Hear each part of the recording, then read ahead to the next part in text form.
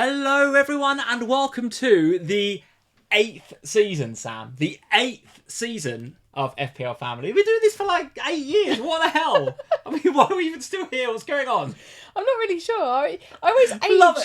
I age FPL Family by the age of our children as well. When I think back to how small they were when we started doing this and how big they are now, it is quite frankly baffling. But yeah, 8th season. And if this is your first ever FPL Family video, welcome to season 20. I was going to say 25, 26. No, 24. Let's not get ahead of 25. ourselves. We're getting ahead of That's ourselves. number That's season 9. Season Spoiler 24, 25 for FPL is here. We're expecting an imminent release of the game, aren't we? But we have got loads to discuss in the interim, right? We did a podcast last night. For any of you that are following us over on your favourite podcast platform, we did a whole 20-30 minutes on the player prices that we've seen so far, and we do have a lot of them. We have a lot and of more player today, prices. right? Since more that video. today, yeah. We should timestamp this. We're recording this Tuesday evening, so we are expecting the game at some stage, imminently, and we don't know when, but imminently.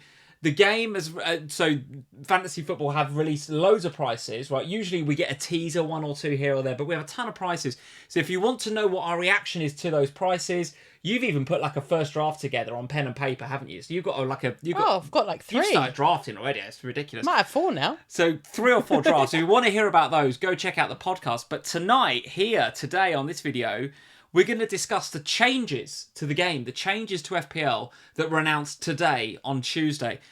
They're big. They are big. They're big. FPL did promise us, they teased us a few weeks ago about some big changes coming up in the game, and they are huge, and they're fundamentally going to change the way in which we play the game.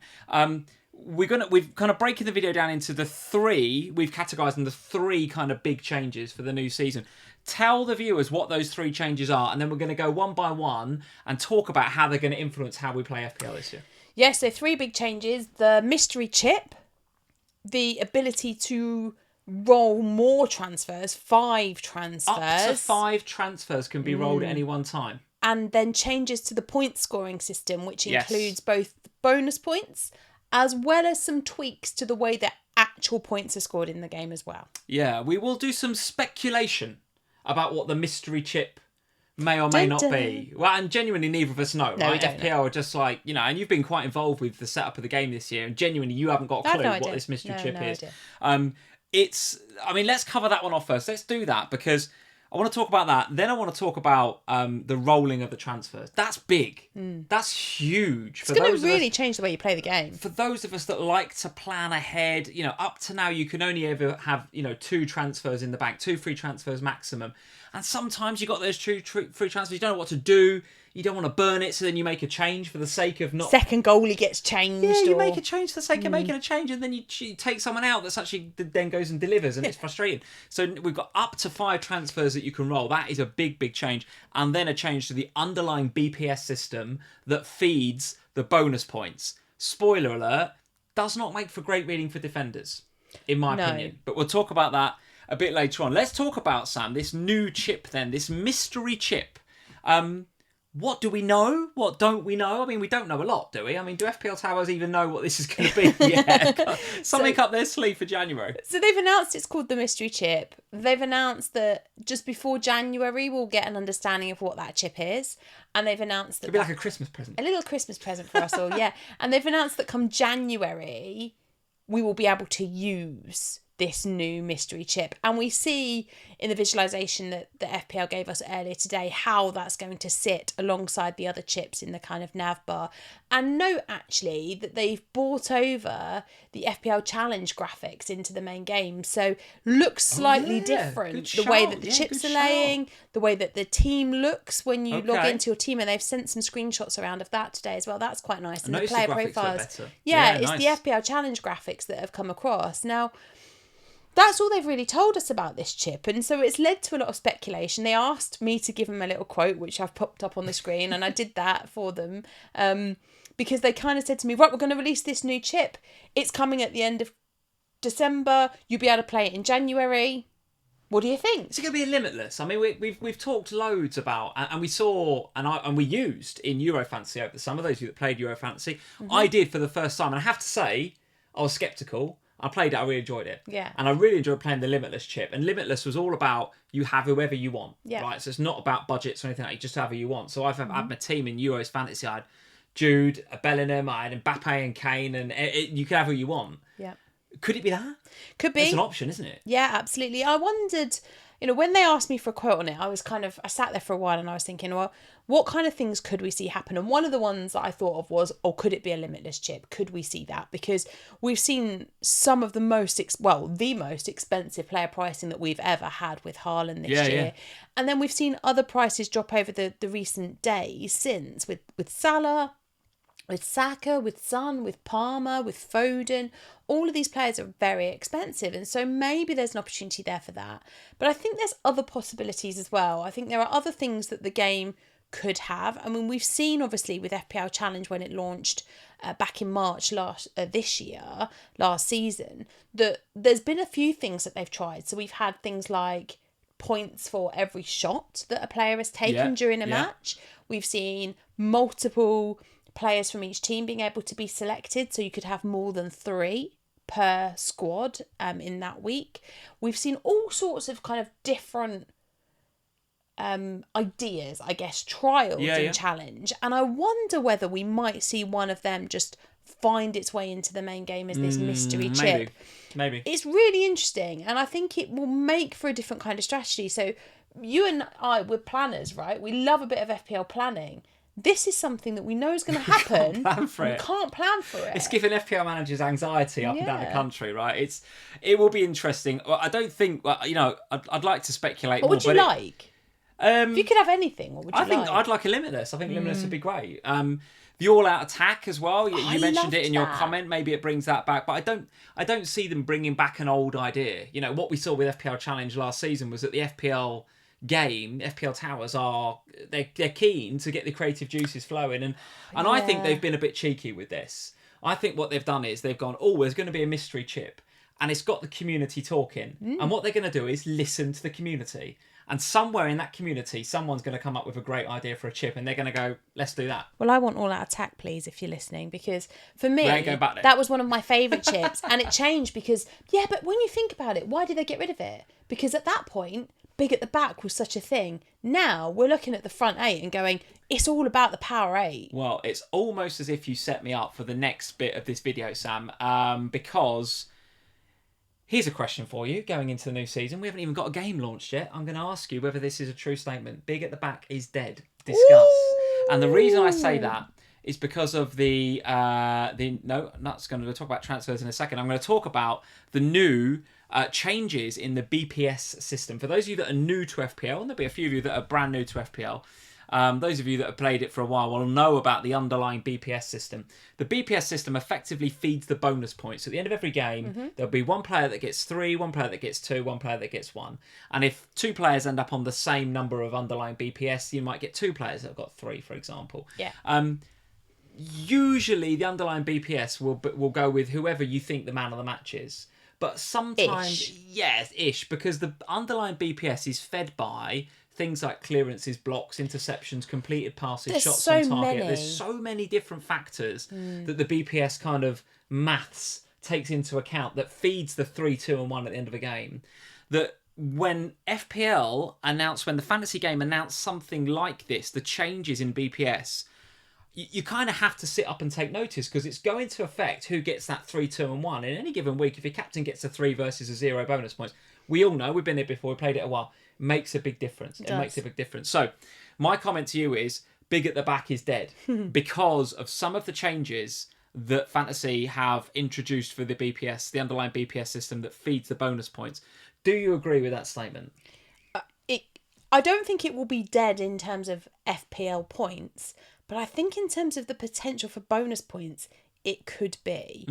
So we're seeing things like, and we shouldn't forget, it's not all just about the bonus points. We did have the announcement today that if your goalkeeper does an Allison on you and scores a goal, they're getting 10 points now rather than 6. So that's just happening in the game as it is. That is that's happened once or twice in Premier League history. It's just such a non-bit of news. But wouldn't it be great if your goalie pops up with a goal this year and you pick up 10 points for it? Just phenomenal.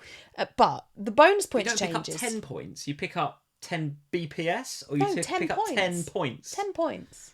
Well, that ain't never happening, is it? But anyway, yeah, fine. You Okay. wait for Flecken to score a goal this season. Oh, absolutely mad. But yeah, the bonus point thing I think is the biggest change in this one. So yes, there's the goalkeeper scoring a goal thing, yes.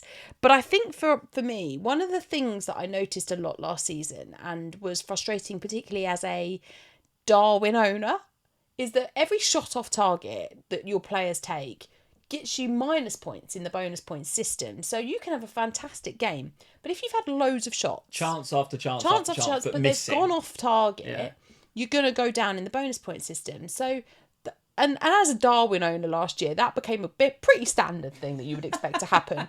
But there were also games, and I think, sticking with the Liverpool theme for a minute, with the likes of Salah, where he would have shot after shot after shot, on target shots as well, not wasteful going off into the cop and wherever else, but actually on target shots, and they weren't valuable to him in terms of conversion to points. Yes. From now on, those shots on target they will drive the bonus points. Okay. And so that goes back to what you were saying, because players like Foden, like Salah, players like Richarlison, who have a lot of shots, will rank higher in the bonus point system as a result of that. As long as they're being accurate. As long as they're on target. As long as those shots are on target. Yeah, that's the bit that makes a difference. Yeah, for Darwin, probably making no difference. But for the ones that shoot on target, this is going to be a big change to the game, because you can then rack up the points. So we might see games, and we did last season, where Salah was incredibly influential, but didn't score a goal, and the shots on target were never converted. But he would still probably have ended up in the bonus point system here.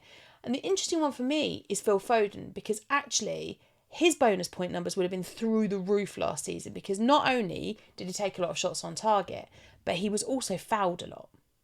Yeah, and that's another change, right? So the shots on target is an underlying change to the BPS system that is in favour of the attackers. Mm-hmm. So again, I'm trying to build a narrative, an anti-defence narrative here. The other one is fouls won.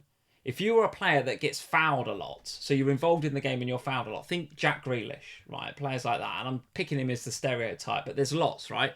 I looked in the Fantasy Football Scout members area yesterday. The player that was fouled the most last season, you know who that was in the league? Bruno Guimaraes from Newcastle. That's interesting. Fouled the most, yeah. So that's where... and we'll do a bit of a scout plug later on, right? But if you're a Fantasy Football Scout member, get into the members area, have a look at some of the stats from last year, and look at who was the most fouled, because the underlying BPS system change that the game is introducing, another one, is you get +1 on the BPS every time you're fouled. Grealish's underlying BPS is going to be through the roof. Bruno Guimaraes, highly fouled. Anthony Gordon, highly fouled, right? Interestingly, I also had a look at the most fouled defender last season. Who do you think was the most fouled defender last season?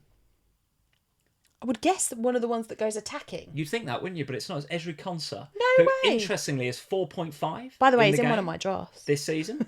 So Ezri Konsa is just, in my opinion, if you look at that data, he's just being everyone's drafts, isn't he? I mean, people were going to get him anyway at 4.5. Yeah, they were. But now, knowing that he was the most fouled last season, if that continues, and we've got nothing to suggest that it won't, his underlying BPS will be feet. So, Villa get a clean sheet, jobs are good, and he's going to be 7-8 points better off at a 4.5 defender. So the other thing that goes with your theory, though, is that you're also going to get -4 points in the bonus point system for the goals you concede. So that's, again, going to have a negative impact on the defenders and the goalkeepers in a way that it doesn't for the attacking assets. Yeah. The defenders don't get fouled as much, despite me talking there about Konsa, right? Really, that +1 on the fouls one is, again, in favour of mostly attacking players, right? It's attacking players that are going to get fouled by the defenders.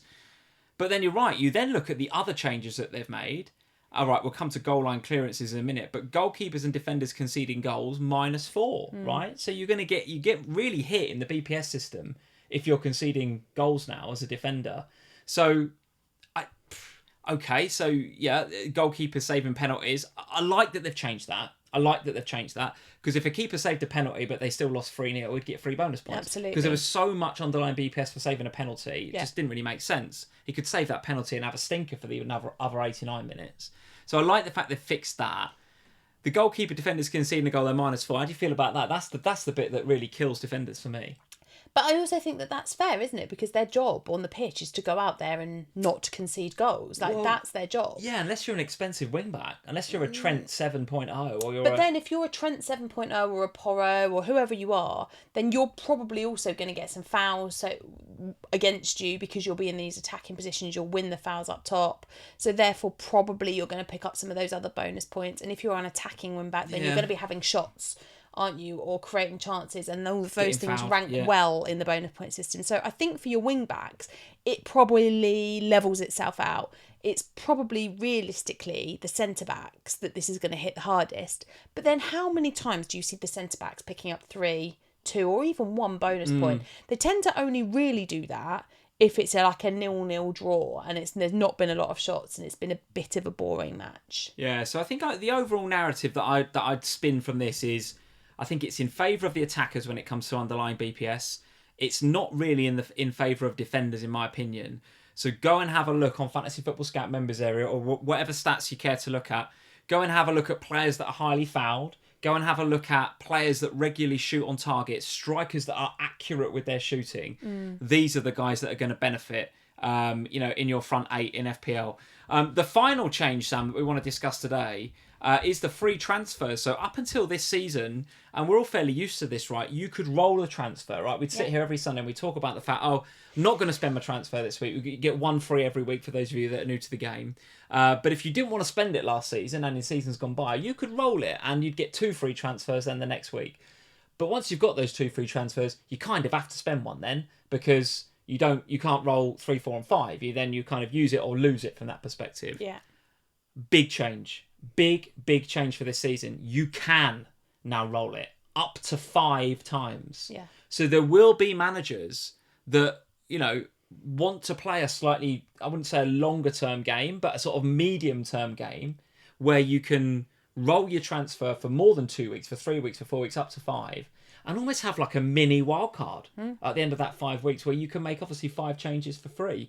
The other big change to discuss here is that if you've got those 5 in the bank, so say you do 5 weeks back to back and you save up 5 free transfers, you can then also play a wild card in that 6th week. Or a free hit. In that 6th week. Yeah. And then in the 7th week, your 5 are still valid. So in previous seasons, you play a chip, and okay, it doesn't matter if you've rolled for 2 free transfers, you still only get 1. Yeah. You play a chip, you kind of lose that advantage. You do not now lose that advantage. Yeah. If you've got transfers in the bank and you play a chip, you will still have them the week after you played the chip. And I think that fundamentally changes a lot of things. Massive. So if you think about how we used to play a wild card, and we used to sit here on our Sunday night streams and on any other content channel that you would watch, and the content creator would nearly always say wildcard and then bench boost straight after. Because you wildcard, you set up your team for your bench boost. And then you'd spend the weeks post bench boost removing value from the bench. Well, now I head into my wildcard with, say, 3, 4 transfers in the bank. I wildcard, I bench boost the week after I've hit my wildcard, and then I use my 5 transfers that I've got by that point to take all the value out of my bench and stick it back in my starting 11. Yeah. And suddenly the whole gameplay changes massively. And there were weeks, and sometimes I remember after the unlimited transfer window we had during the Winter World Cup period, that we came off back of that. And I remember for weeks sitting on live streams going, there's nothing I want to change in my team. Yeah, it looks There's fine. nothing I want to change here. It all looks fine. But it got to a point where I was like, I have to do something. And I was tinkering around with like the 4.0 defenders or the second goalkeeper. Then I came to a chunk of the season where I had a couple of players injured. And it's like, I really wish that I still had those transfers that I kind of wasted a couple of weeks ago. Now, we won't be in this position this time around because you can roll them. Whether you have the patience to roll 5 and not make any transfers remains to be seen. Do you ever see yourself getting to 5? I don't, personally. I can't see me ever just doing 5 weeks of no transfers. Well, nor do I really. But I think it's nice to know that you can do that. Particularly in a season where Haaland is so expensive. Because up until... I've sat on Scout streams this week building up to this announcement and said, if you start the season without Haaland, you're going to be wildcarding so early if he kicks off and you want to get him. But now, actually, Maybe maybe you not. don't need to. Maybe Yeah. if you roll some Bank a couple. transfers, Yeah. then you can move between Haaland and Salah and change positions. Because that's the other thing. We've always gone, oh, yeah, but if I want to swap Haaland for Salah, that's actually 2 transfers because I've got to do a change in midfield and a change in attack. But now, that all seems far less difficult because you can save up these transfers, bank them, and like you say, use your chips without it affecting your plans for your transfers. And that is going to make the game, I personally love this. This is my favourite thing they've done because I don't think I'll ever have 5, but I love the thought that I can, and I love the thought that I'm not going to be wasting transfers when I hit my chips, because I know then that my transfers will still be available when I come out of my chip. I think one of the other things that it fundamentally changes is that in a game where people will be saving transfers and using those free ones, and if I don't want to use it, I can save it. If you get to a position where you want to take a hit and you want to take a -4 hit, that is going to be punished. You're going to be punished quite heavily, right? So a lot of us do it, right? I use some of the, Fantasy Football Fix, and I use FPL Team and all that sort of stuff, right? And as soon as the game week starts, you can see whether you've got a little bit of a green or a little bit of a red, depending on whether you've taken a hit or not. I think if you take a hit any given week, that little red's going to be that little bit bigger every week, isn't it? Because you're going to have a lot of people that are saving their transfers and not taking hits. Yeah. I think we now have a mechanism, we have a tool to avoid hits. So if you get into a position where you're spending -4, it is going to be punished, I think, a bit more than you've had in the past. Would you agree with that? I think so, probably, yeah, because it's going to be, can you, and obviously sometimes you won't be able to plan for it because you might have an injury ravaged week for some reason or another. Might have to, yeah. And you might have no choice. But there will be, if it's just transfers, then you should be able to plan your way through without necessarily needing to take the hits anymore, because we're going to know. And of course, this season, all of this, the transfers thing, the new chip, the changes in the system, the point scoring system, all of that is compounded by the fact that we're going to see far less blanks and double game weeks because of the FA Cup. So suddenly our chip strategy was changing anyway, because we were going to have less massive doubles, less huge blanks. We are very, very unlikely, almost impossible, to see a game week like game week 29 again, because we don't have those FA Cup weekends sitting in a Premier League weekend anymore. So we won't be down to those really tiny weeks. It's going to be a couple of teams here and there. So with less doubles and less blanks to plan for, we can more carefully think about where are our transfers, when are we using them, where are we putting our chips, and we'll have a bit more freedom, I think. And I'm here for that, because that's going to differentiate the game massively, because people are now going to be on such different strategies. Well, look, guys, there it is. Big changes for the season. Big changes, and probably the biggest changes we've seen in the game for some time, right? Certainly since we started FPL Family. I was going to say ever. We've had some big changes in the past. This does feel quite a seismic shift in the way that we play the game, particularly the rolling of 5 free transfers. The other stuff is, important but kind of nuanced, and really with the mystery chip we don't really know what that is anyway, right? But the underlying BPS changes is kind of nuanced to the game. But the 5 free transfers and the rolling is going to fundamentally change it. We've mentioned Fantasy Football Scout a few times over the course of this video. All the links are in the description below. One thing you need to know about Fantasy Football Scout is that this year they are changing the game. Let's blow this up a little bit. Here we go. I've covered up our faces. Let's move it. There you go. There we go. Perfect. So Fantasy Football Scout are releasing an app. You're way better positioned to talk about this than I am.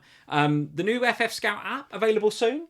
Very soon. On a mobile store near you, right? Very soon. It'll be available on both Apple and Android, depending upon which device is your poison and the one you like to use.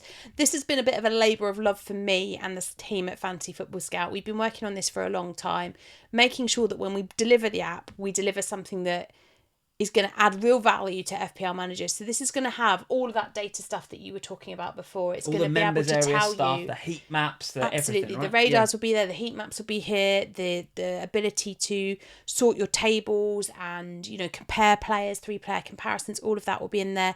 Live FPL is built in, so you'll be able to see your rank changes live. You'll be able to make and look at your team for the week and how it's doing in comparison to others. Plan FPL will also be built in, so you'll be able to make plans and make teams that run through weeks, as well as building transfers into those plans and rolling of your transfers into those plans so that you can plan for, as far as possible, injuries allowing, these 5 transfer windows. So there is so much brilliant stuff, and you can get the articles and all of that good stuff. Everything that you love about Fantasy Football Scout will now be available in an app on your phone. We just need a live game. Once the game is live, then we'll be able to get the approval and pop it out. And I'm hopeful that within a couple of days of FPL being live, we'll see the app live. But obviously, keep an eye on the Fantasy Football Scout socials and website. As soon as it's live, you hear it from those guys first. There we go. Big changes at Fantasy Football Scout. The app is coming. I, for one, I've been looking forward to this app for ages. You have to hear me talk about it all the time. It's something I've been looking for from Scout for ages. I think it's going to be absolutely brilliant. It's going to be my go-to app for the weekend for fantasy football. No doubt about it. Big changes, guys. Big changes in 24-25. Be ready for them.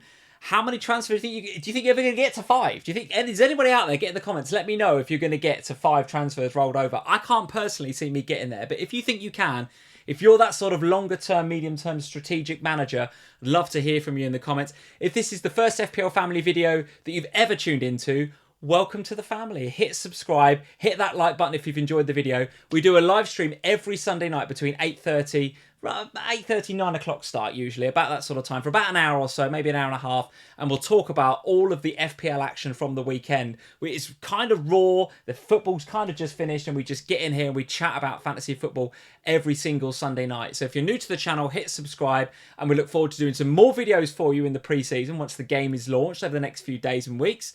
And then we'll look forward to game week 1, and we'll be here on that Sunday once game week 1 is nearly done. Spurs are playing on the Monday, I think, against Leicester. No Spurs to talk about. So no Spurs to talk about in game week 1, but we'll talk about all the rest of the action on that very first Sunday. So hit subscribe and like, and we'll see you then. Cheers, guys. Bye, guys.